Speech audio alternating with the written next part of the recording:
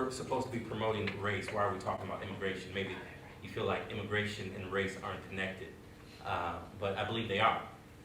People who come to this country are from all parts of the world, and we live in a very racialized society, which means naturally, statistics show. In fact, a Harvard neurology study shows that the first thing a person sees when they see someone who they've never seen before is the color of their skin. It's the first thing we see. When we look past everything else, the first thing we notice is the color of their skin. And so we naturally live in a racialized society. And so that's why we're talking about immigration today. There's a couple things I want to just share with you when it comes to immigration that I think will help us understand this conversation and put it in the correct context. And I'm going to read this because I want to articulate it correctly. Under federal law, it is a crime for someone to sneak into the U.S. Without the approval of an immigration officer.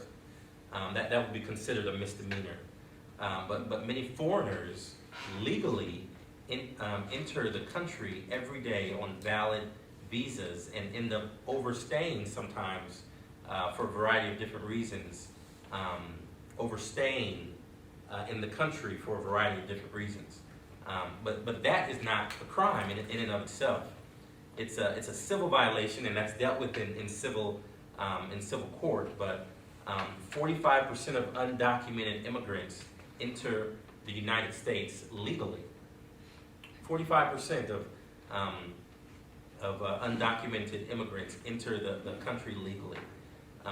Being undocumented is only a crime if you are taken out of the country and if you're deported out of the country and you try to come back, that's when it becomes a crime. And so I think that's important for us to understand.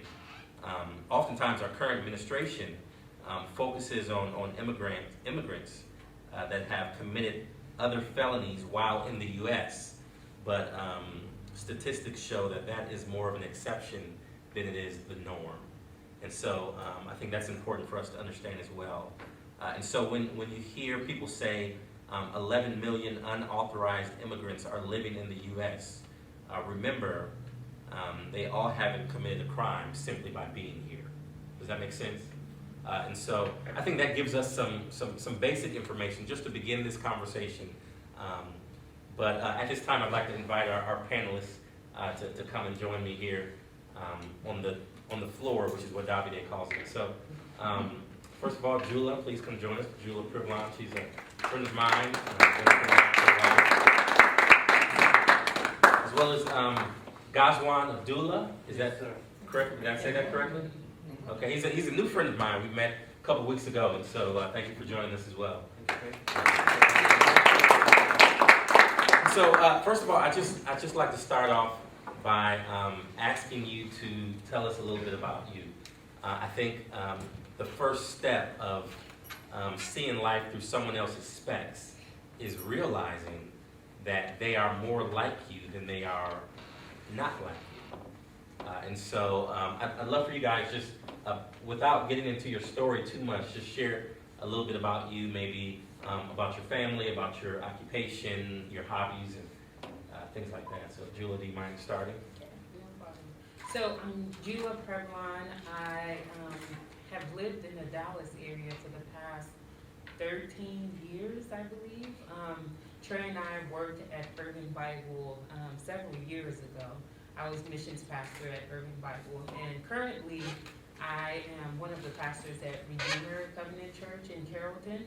I have 3 sons. My oldest is a freshman in college, and the twins are sophomores in high school, and have been married to my husband for 19 years. We just celebrated 19 years, and we're just blessed. That's beautiful. Thank you. That's why. First of all, I would like to deeply thank Trey for inviting me and for organizing this and giving me the honor to meet all the great people here tonight. My name is Gazwan Abdullah, and originally I am from Iraq, and I've been here in the United States for 2 years. Actually, I arrived in the United States with my family on January 15, 2015. I'm father of 3 children, and we are refugees ourselves. But based on the law, we are previous refugees because we received our green cards, which is the permanent resident, that gives us the status we are no longer refugees. So we are permanent residents, previous refugees. My hobbies, are first thing, I love fishing. To be honest. Yes, a lot. And I've been trying for 2 summers, no luck so far, but I'm still trying hard. Like to catch fish? Yes, Okay. yes, sir. You have So, fish? not yet. Okay. No luck so far, but I will keep trying hard. The things I love to do also every day, when I go to my work, I stop at a Starbucks or a 7-Eleven to get my coffee from. Very, very important. I'm really addicted to American coffee. Oh my Very addicted.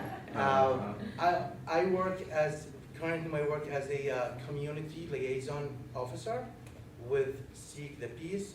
It's a non-profit that empowers refugees to become leaders themselves and peacemakers as well. Because I'm a refugee myself, so I deeply understand the way it goes with refugees and what kind of support they need. My wife, she is a civil engineer herself. She didn't get a chance now to step back to the engineering field, but she's working on jewelry making at home. Also, she's a volunteer with an elementary school in the same neighborhood we live in. Helping newcomers, refugee students, with providing ESL classes to help them overcome the language barrier. So this is pretty much who I am.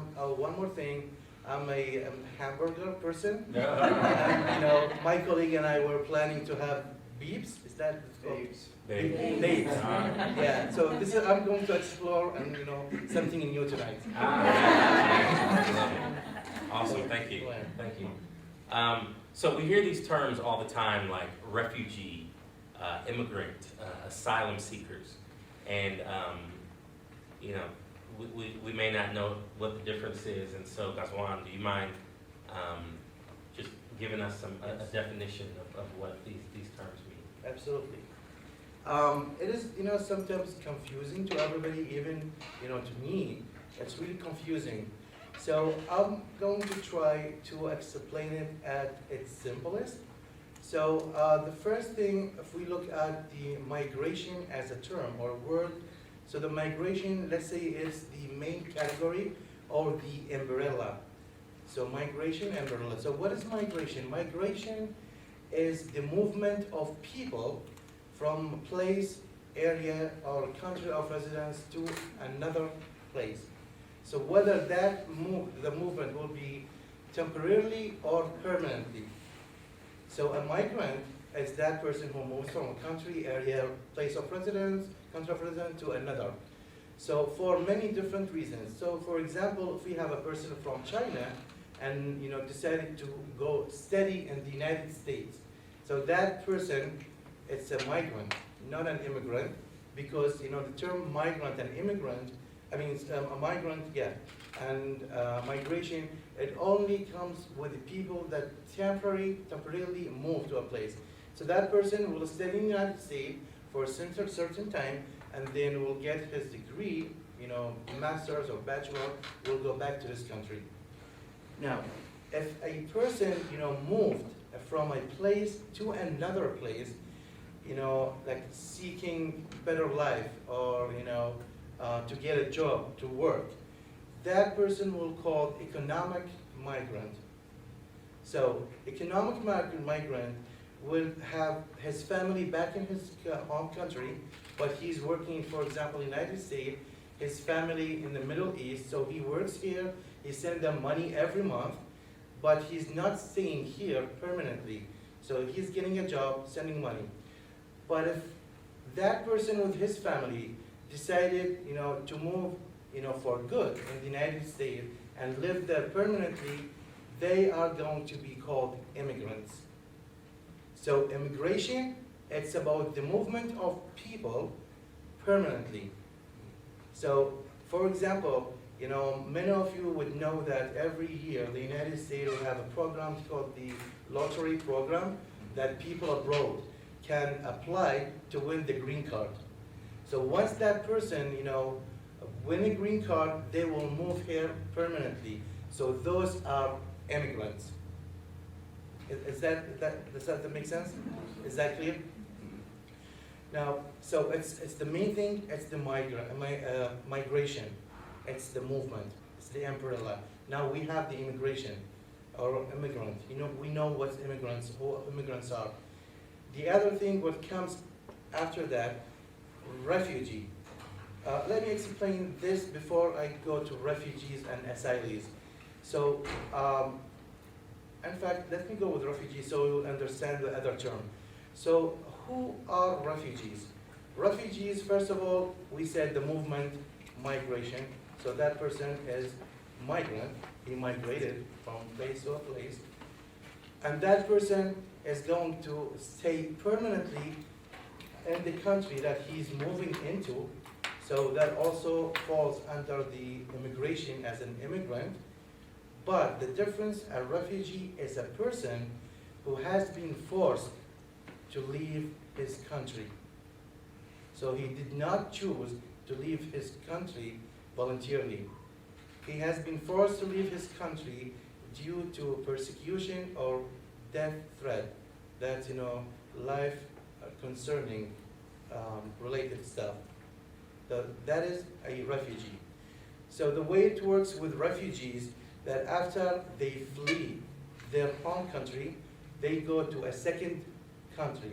So the second country, their stay there will be temporarily, but they have to get in touch either with the U.S. Embassy, with the Immigration Department, or with UNHCR, which is the United Nations High Commissioner for Refugees, to apply for as asylum seeker. So that will start the process for that application. And then after that, if he is going, his application be approved by the Homeland Security, and he will be recognized as a refugee, it should be abroad. Then that person will be moved to the United States. So the core thing, the main thing, that refugees, have to be recognized abroad before they will be able to go to the United States. So asylum seeker or asylee. So asylees, so also people that have been forced to leave their countries, but they've chosen that to go somehow and come to the United States, to enter the United States themselves without going through a second country. Like, for example, let's say they from Iraq, I'm from Iraq, they moved from Iraq, they fled Iraq, they went to Greece, and then somehow with taking the boats that they call it, the death boats, risking their lives, paying a lot of money to arrive, to the United States. Once they arrive to the United States, at the port of entry, they are going to go to an officer, the immigration officer, and apply for asylum. So all they have to, they go to the officer and say, I am seeking asylum. So the officer will process an application. So they can apply for two different applications. The first one called affirmative asylum application, and we have defensive asylum application. Of course, that will be giving a document that give him that he will be legal at the United States. But the difference is, he has to wait until his application been approved by the government here. And then if his application, were to be approved, it will be called an asylee, not a refugee. Like a difference between refugees and asylees. When refugees arrive to the United States, they have the right to receive their work permit with the employment authorization card, and they will have an access to various kind of government support, which is the food stamps, Medicaid, other services. Asylees or asylum seekers that are not yet asylees are not allowed to work until their application will be approved by the government.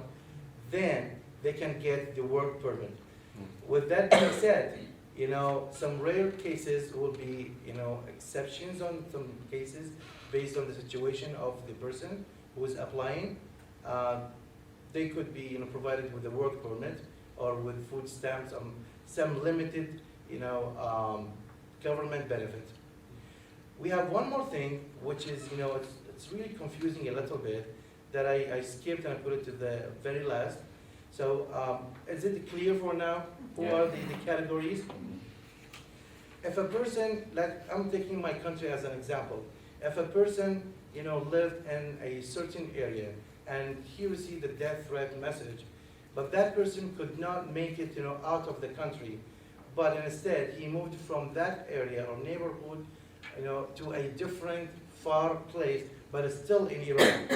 Are they, being called refugees? No. The refugee has to be out of the country, second country, and apply. Are they asylum seeker? No. So, do anyone has an idea what they are called? There's a term.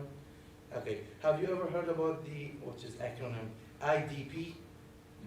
Okay. Internally displaced person or people. That is the term it's used to describe those who move within the country, fleeing violence or conflict, but still inside the country, but in a very far area.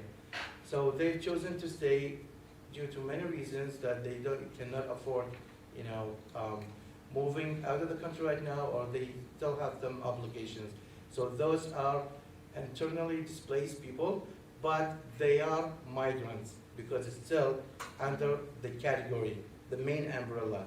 They migrated from a place to another place within the same country. That's great. That's good, thank you. Mhm. Helpful. Yeah. Yeah, okay, so Jula, you are Haitian. Mhm. Now tell us a little bit about how you or your parents, or however, how you transitioned from Haiti to the United States. Yeah, sure. So I'm the youngest of 4 daughters my parents had in Haiti. During the 70s, in Haiti, education was just lacking.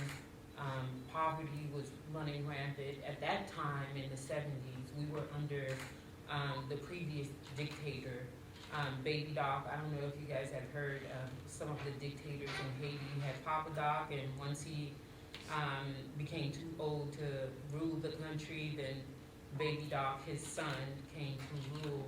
And so during the 70s was when my parents started looking for opportunities to leave Haiti. Their first step was to go to one of the neighboring islands in the Caribbean. So they stopped in St. Martin, and my mom became pregnant. So they received a visa, a work visa. My mom became pregnant with me, and she hated the country. She said the country smelled, and she just could not stay in St. Martin. I don't know how you could hate St. Martin, But then she came back to Haiti and gave birth to me, and then went back looking for a better life, looking for work. Because having 4 daughters in a country, a developing country like Haiti, it's pretty intense, because part of what happens when you have daughters in a country like Haiti, they're susceptible to all kinds of abuses. And sometimes when, families have daughters and sons, and they don't have enough money to send their children to school, they usually send the boys to school and keep the daughters home, whether to, work with them or go to the market or whatever the case may be. They would keep their daughters home. And so for them, to give us a better life, they had to leave.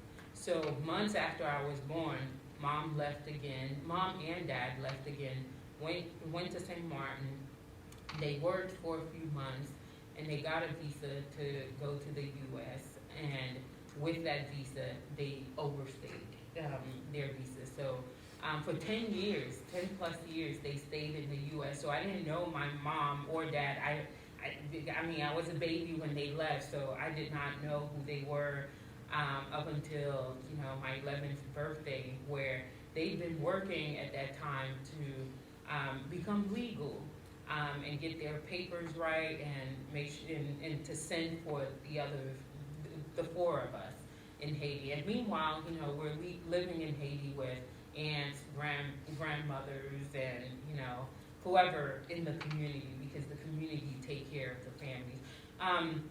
And so that's how we came 10 years later.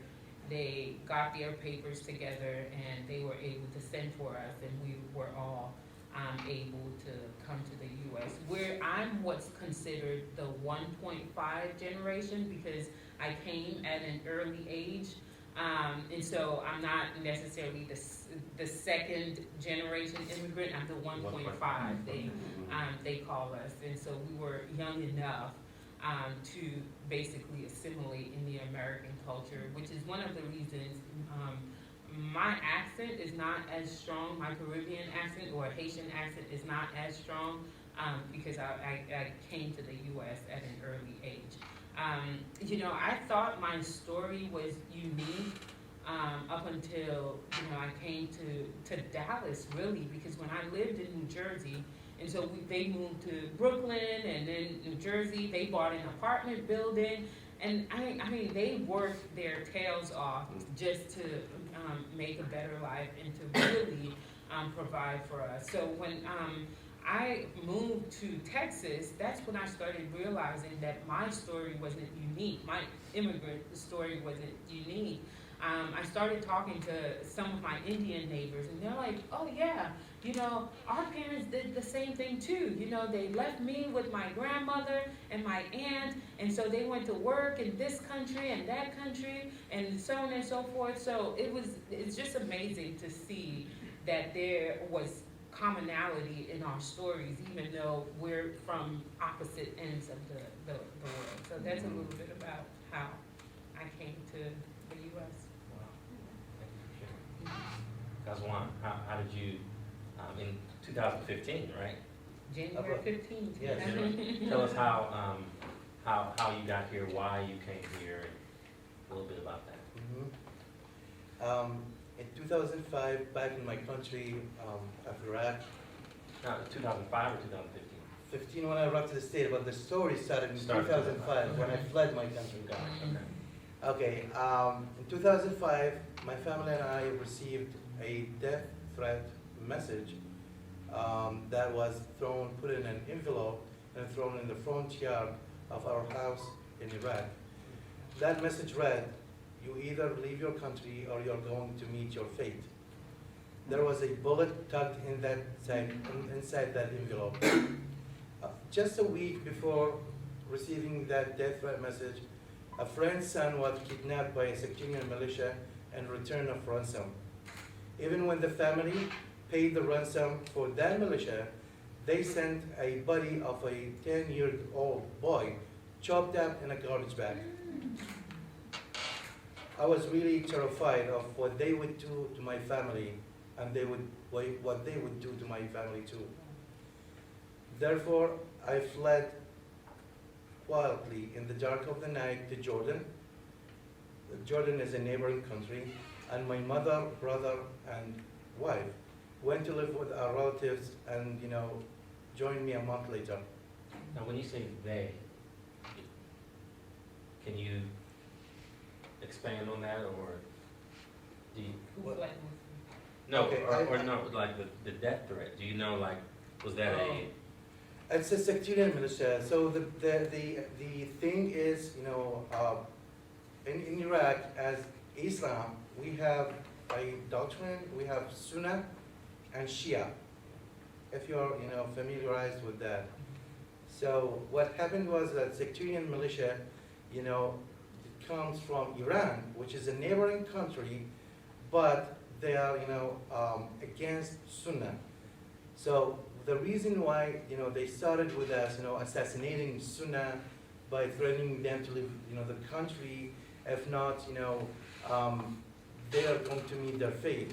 So that, 10-year-old boy was kidnapped by that militia, sectarian militia, and return of ransom. So using that stuff, of course, any family that their son will be kidnapped, of course, will somehow get all the money and pay it because they need to get their son back. They did that, but they got it back, but chopped up and they got it back. So that's what the sectarian militia, does and what they did in Iraq. So when I left to Jordan myself alone, because though Jordan is a neighboring country, but I have never ever been out of Iraq for my whole life. So that was my first, trip, and we were forced now, to leave the country. So I couldn't make it all together because we didn't have the money for everybody to go to Jordan. So my mother, brother, and wife, they moved with our relatives and joined me a month later. They collected some money. We had a piece of land. They were able to sell it. So then they joined me. Being refugees in Jordan was the biggest challenge of our lives. We were isolated and homesick, and would only sit at home with no hope for tomorrow. That is what, all refugees are experiencing and suffering from. In Jordan, and according to Jordanian law, refugees are not allowed to work. So I was not able to put food on the table and provide for my family. Even with the amount of money my family, when they arrived to Jordan, brought, it was depleted within a year.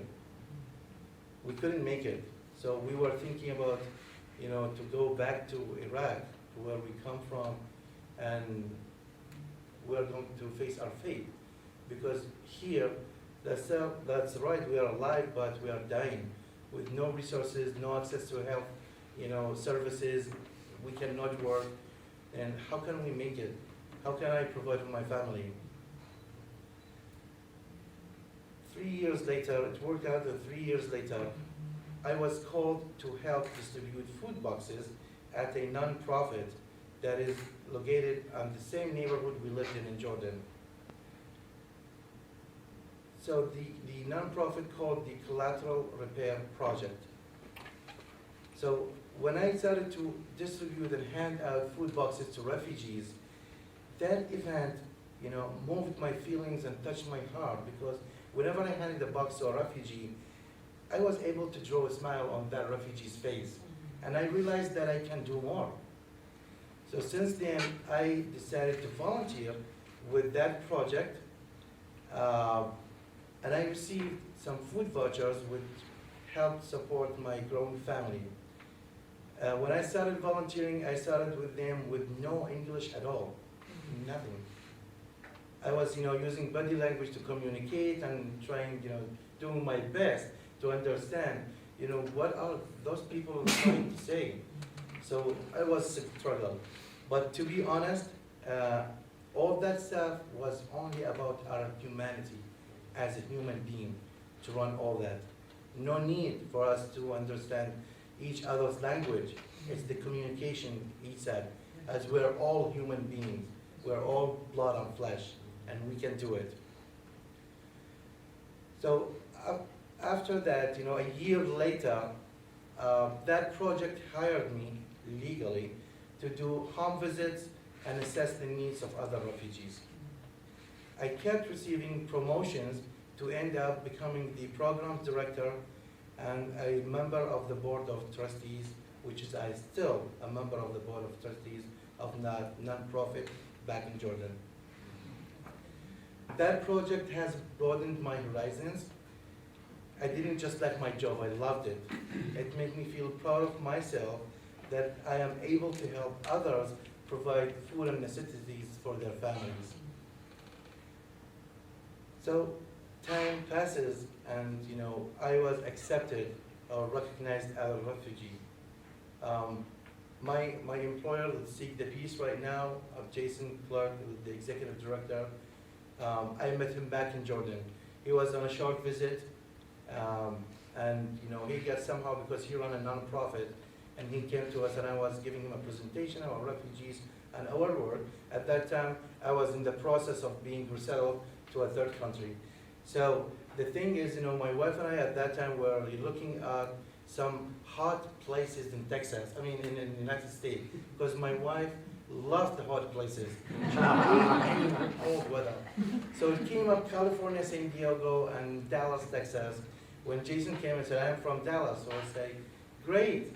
So this is our situation. He immediately offered that to become our American tag, which is the anchor here in the United States. So when we arrived to Dallas, before that, so in 2005, I applied with my family, or we registered at the UNHCR office, the United Nations High Commissioner for Refugees. Like all other refugees, when they flee their country and arrive to a second country. 10 years later, and I can explain why 10 years later, your country was the only country that opened its door to welcome us to live in peace and safety among you all. And I'm really glad, my family, and I'm really glad and thankful for that. The 10 years that I spent in Jordan, that is the process for refugee to process their application. Sometimes it will be more than 10 years, 15 years. It is the vetting process. The vetting process took with me 4 years to be vetted because when they start the process of the fingerprints and that stuff, they will send it to the United States and we'll have 6 different entities work on that. Each entity will work separately. For example, the State Department will work separately, collecting information about my background and family background. The Defense Department, CIA, FBI, and Homeland Security. Sometimes when the first one, comes clear, and the second one will come 7 months later, the first one will be expired within the first 6 months. They will have to resend it again, for the security check. So the guys over there will run another new background check. Because now it's 6 months. Maybe something had happened to him and it changed the status.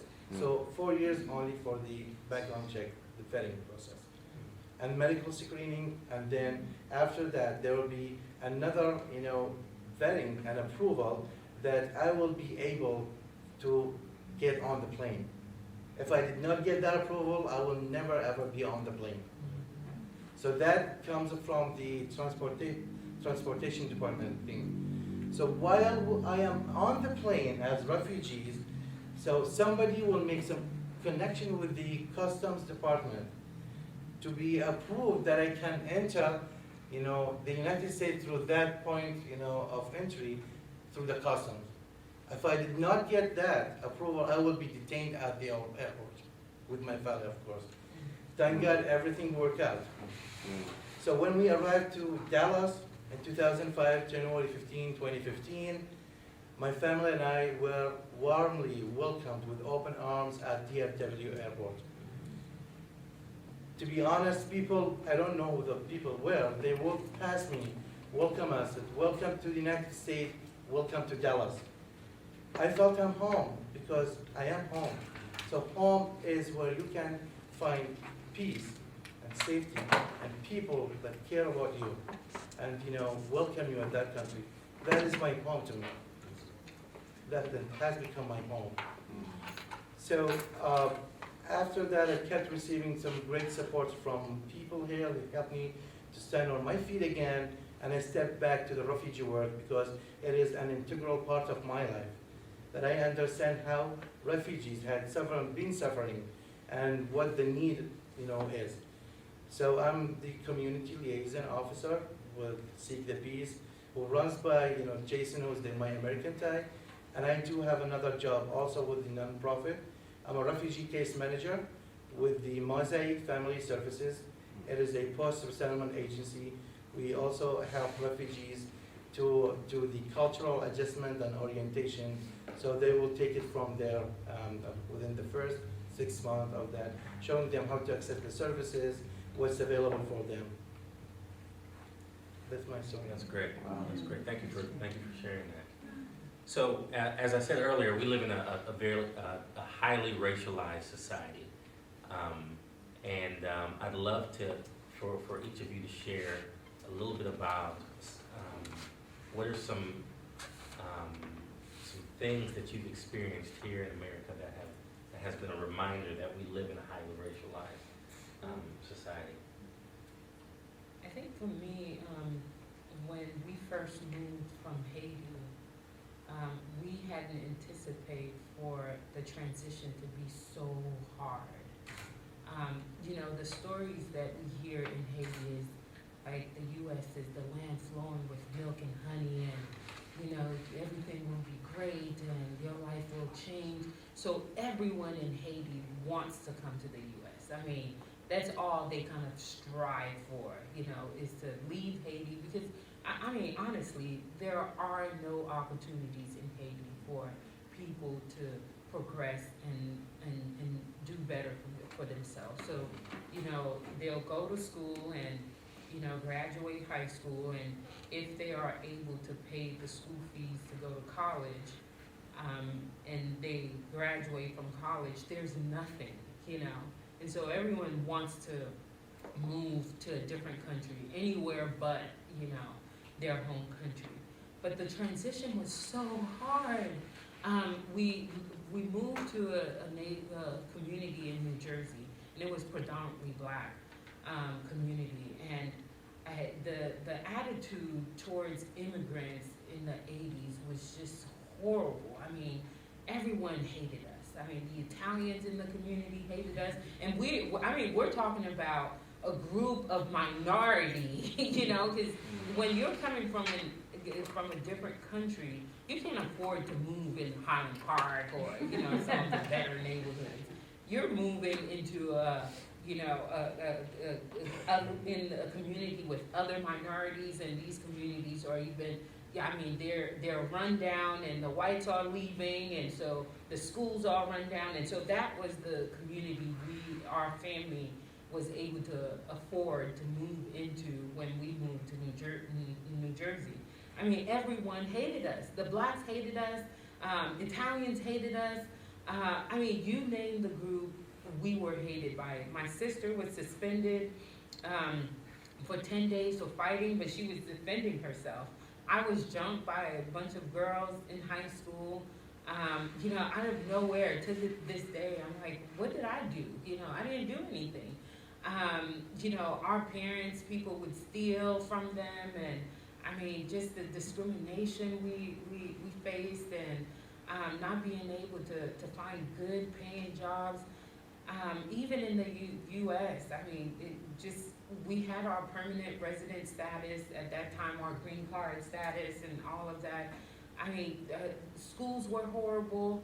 We couldn't get insurance to go to the doctor, and I mean, you have a toothache. It almost felt like it was worse than being in Haiti, because at least in Haiti, we lived in a community where, you know, you can see your aunts, your uncles, everyone knew each other. But here, it's like you're in an apartment, you know, with 8 people. No one goes out, by the way. In Haiti, everybody lived outside of the homes. In the U.S., everyone lived in the homes. You know, like, oh my gosh, no one left their homes, and we moved. The climate was totally different. You know, in Haiti, it's tropical, and we're wearing sundresses. In New Jersey, we moved in early fall, and it was the coldest winter ever. So it was just hard. And in Haiti, the women are supposed to wear, you know, skirts and dresses and all of that. And so in New Jersey, I'm like, it's cold. I can't wear skirts and dresses all day. You know, we need to make a change. And so I think I started realizing that there is a race issue very early on after we moved from Haiti. You know, Haiti has its own race issue with, you know, colorism and all of that, but it's not institutionalized in a sense, you know, because our president's Black, and we're proud people because we were the first Black republic to fight slavery and win, and so we're a very proud people, and we get along in Haiti, you know. But here, when we first came to America, we're like, what heck is going on, you know? Why won't the blacks do better for themselves, you know? Why exactly are the whites thriving? We were so confused by all of the race issues, and we didn't know that we would be kind of lumped into the race issues, because we were trying to hold on to our Haitian identity. I'm Haitian, we're the first black republic, you know, we're proud. We fought slavery in 1804, and 18 May, that's when we got our freedom. 18th of May, anywhere you find Haitians, you will see us with our flags on, because that's Flag Day, so we're very proud of that. And so we didn't know that we would be lumped into the race issues here in the U.S. And come college, that's when I realized, in the U.S., you're not Haitian, you're black. You're black, and you better know your place in America. You know, I experienced my first act of, overt racism, and it just knocked the socks out of me, and I could not. And since then, I've just been changed. You know, I've just been a champion for racial reconciliation, because I do believe, a part of my heart believes, those of us immigrants, refugees, and we see it a little bit more objectively, the race issues a little bit more objectively, and we may be of help with the racial reconciliation, things that movement that has to take place in the church. So I think the church could do some good in using immigrants, refugees in the conversation when it comes to racial reconciliation, because we kind of see it, from a blank slate almost. But yeah, it was a hard transition, and it continues to be hard, because I feel like I belong to nowhere. In Haiti, I'm not necessarily a full-blooded Haitian anymore, because my Haitian Creole accent is Americanized. And in America, I'm not necessarily African American, and clearly I'm not white. And so, I feel like I'm just here somewhere. I don't belong fully to any group. Sometimes it feels like an identity crisis. Sometimes I hold on to my church, Christ identity, a little bit more than any of those, because none of those fit perfectly. So. Wow, thanks for being transparent and sharing that. Kaswan, what about you? As you all know, I just mentioned that I've been here, only for 2 years, but thank God, so far, I have not encountered any of that stuff, because my family and I live in the Dallas area, so the Dallas area is pretty much diverse.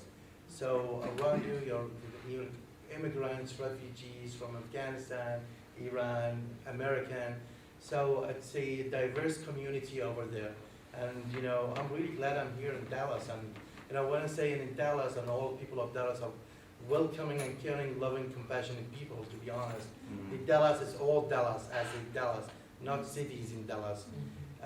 They're really helping people, and I've never for those 2 years, had any problem or somebody says anything to me, except for this small incident.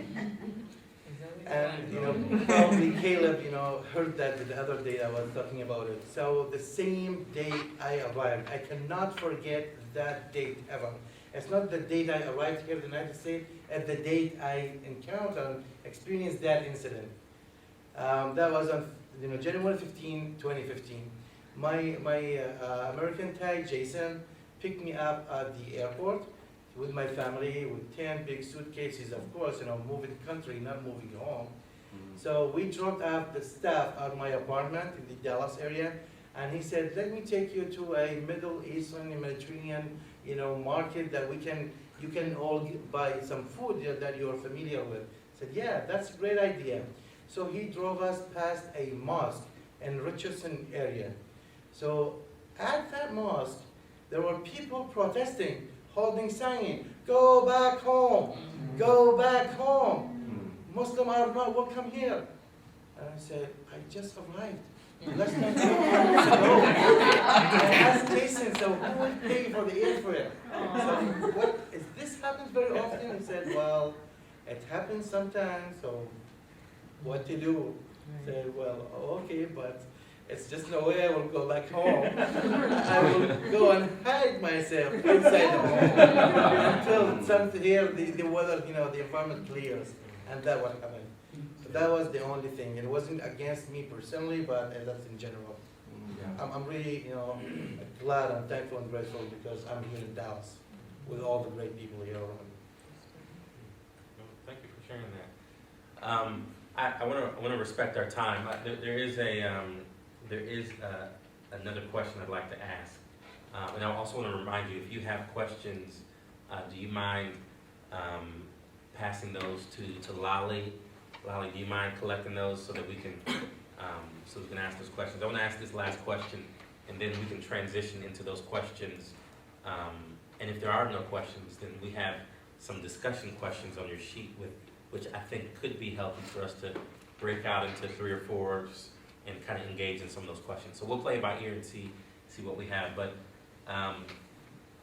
what is it, and I'm posing this to both of you, what is it that you feel like an outsider needs to know or could benefit from knowing about your ethnicity and about your people, your country, that would be of value to us, maybe something we wouldn't be looking at? The point of this is to see life through your specs. And so what is it that you see that people maybe don't fully understand that would be helpful for us to maybe understand? I think for Haitians, relationships and community are key in our culture. I think it's our lifeline. We do everything through relationships and in a community. We value, it's one of our strongest values in our community. We cook big meals just in case someone will stop by. We prepare ahead of time, even if no one makes, an appointment to come and visit, but we prepare ahead of time, expecting or hoping, or just in case someone is in need, they will have something to eat, they'll be welcome. Hospitality is huge in the Haitian culture. That's one of the things I think that is grieving to me, just being in Dallas, 'cause most of my community, my mom and sisters are in New Jersey. And it's a little different. The value system is different, not better or worse, just different. Growing up in a community and valuing relationships, and valuing seeing people and embracing people, and not seeing people in the Dallas area because we're all we have our little spaces, and so that's been hard for me. But those are 2 key things, and Haitians love a good party.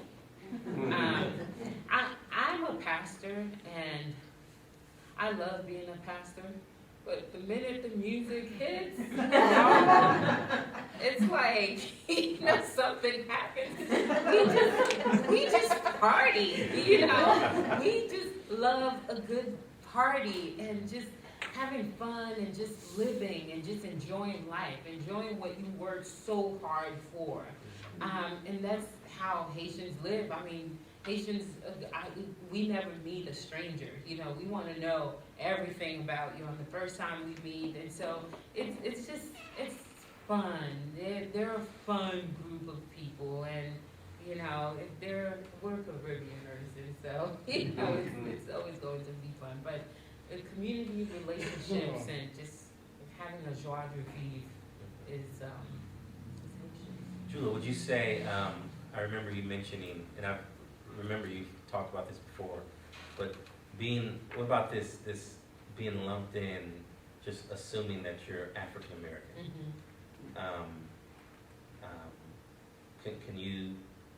Can you share on that? I mean, I'm assuming it's not necessarily, just want people to know who you are. Right. Don't assume who I am. Right. Right. But be willing to ask questions and find out. Don't just assume that I'm. Right. Yeah, I was confused myself for a very long time because when I'm filling out like census applications or college applications and I'm looking for the Haitian box and the Haitian box. So I'm like, okay. Yeah, there was one time, I was filling out an application and I'm like, African American, is it okay for me to put African American in the box, or do I put other, or how do I fill this application knowing that this doesn't fully describe me? Not that I was against, but it doesn't fully encapsulate who I am. But and it's interesting because when folks will come up to me and they'll say something, and so because I am lumped into the African American box, I had to catch up and learn very quickly who my people were in the U.S.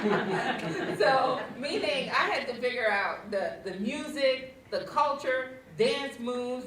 I remember in the 80s listening to like Video Music Box, MTV and BET and all of those things. I'm like, I need to learn those things, You don't know the Cabbage Patch? Exactly. Yeah, things like that, And so they come up to me and start having conversations about, something that is unique to African Americans, and I'm like, I don't know, and they'll give me that confused look, and I'm like, I really don't know. I'm not being stupid or anything like that. It's just that, it's a different culture. I grew up in a different culture. And so, but I've loved learning about African American history and what they've been through and our connections, because we're all coming from the same, continent in Africa. And so I've loved learning how, the slave trade impacted both the Caribbean nations and the Americas and what we have in common. So I've just loved learning about the resiliency of African Americans in America and the things that they've had to endure. And even Haitians, they fought in World War II, in one of the wars here, and there's a monument in Georgia, commemorating the Haitians who did fight in America. So there are some commonalities, there are some similarities, and I've loved playing catch up, and I feel like I'm just now grieving, some of what African Americans have been grieving for so long. And so sometimes when I read certain stories, I'm ticked off all over again. I'm like, I'm ticked off for them, and so I'm learning. I'm playing catch up, and I say all that. I feel like the true nature of who I am is really a multicultural person. Because I love learning about African Americans and all of these other groups coming in America, and I've appreciated America for that, because in Haiti I wouldn't have met people from India, from Iraq, from Netherlands, and so America is so unique in a sense where it affords us the opportunity to really learn a great deal about each other if we can get along to do that. So I do love the cultural aspect of who I am becoming, not just Haitian, not just African American, but I'm also learning about, the Caucasians and, people from Iraq and so on and so forth. And I love a little bit of each and I embrace, all of it, so. Yeah, and even the point of specs is to help us see life through someone else's specs, so that our lives can be impacted, and so we can become more of who we're called to be. And so, thank you for sharing that.